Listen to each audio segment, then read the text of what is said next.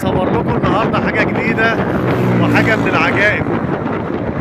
برج ارتفاعه في مدينه القاهره بالتحديد في حي الزمالك، ارتفاعه 166 متر. البرج ده اسمه برج الزمالك او برج فوده.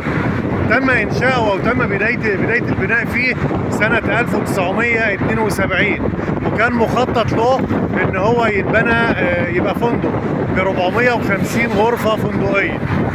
ايه الغريب في كده؟ الغريب ان البرج ده بالارتفاع ده مفيش فيه اي سكان. ده اسمه البرج المهجور او البرج المخالف في حي الزمالك في القاهره.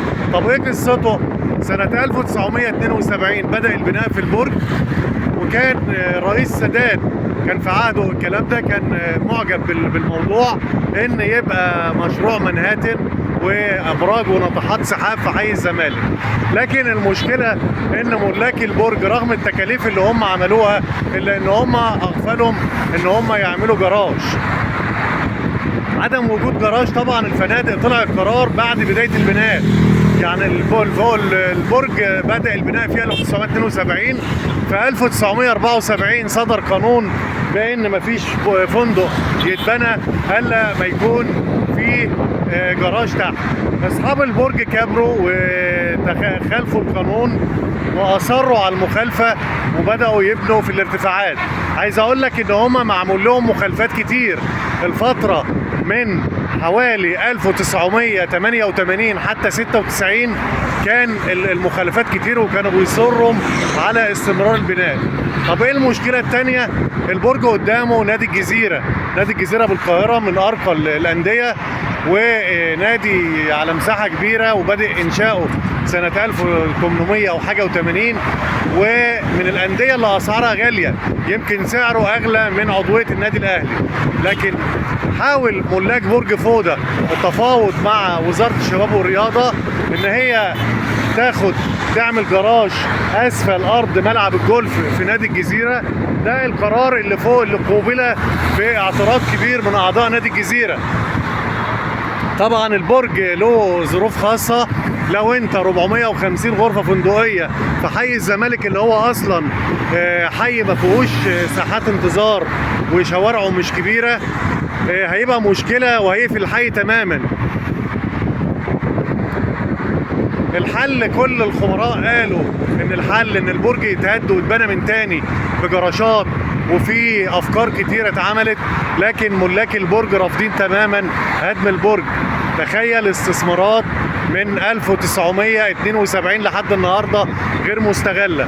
وانا على فكره صورت لكم المدخل بتاع البرج وهو مقفول، وحاولت اصور من تحت البرج، لكن كان لازم امشي مسافه بعيده وابعد عشان اجيب الارتفاع كله، لان البرج زي ما انتم شايفين ارتفاعه عالي جدا. البرج بيحصل كلام فيه، ناس تتكلم وبعدين الكلام يسكت، وكان اعضاء نادي الجزيره رافضين تماما ان يتعمل او يستقطع اي جزء من ارض النادي. دي ارض نادي الجزيره، اديكم فكره عنها. ملاعب يعني حاجه جميله من الحاجات اللي هي يعني بص كده مجمع ملاعب. ده ملاعب مفيش مباني. يعني نادي الجزيره انا مش شايف فيه مباني، كلها يعني ايه ساحات فاضيه، سواء باتيناج او جولف او ملاعب كوره. ده نادي الجزيره. بص كده الناحيه الثانيه مبنى اتحاد الاذاعه والتلفزيون. هلف وشي وهقول لك ده كوبري الزمالك، وهوريك حاجه ثانيه، هوريك برج القاهره. ادي برج القاهره اللي ارتفاعه 187 متر. ده برج القاهره طبعا اللي ارتفاعه 187 متر اهوت.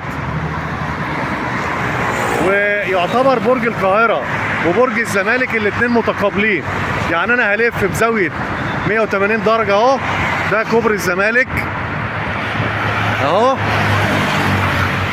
بلف وانا بلف باخد معايا مبنى اتحاد الاذاعه والتلفزيون. نادي الجزيره طبعا ملاعبه باينه. وده برج الزمالك او برج فوده، بناه عائله اسمها عائله فوده. طبعا اتعودنا ان احنا نوريكم الحاجات الغريبه، وان شاء الله انتظرونا في اماكن تانية، لان انا بعشق تصوير الاماكن التاريخيه والاماكن اللي فيها قصص تحبوا تعرفوها.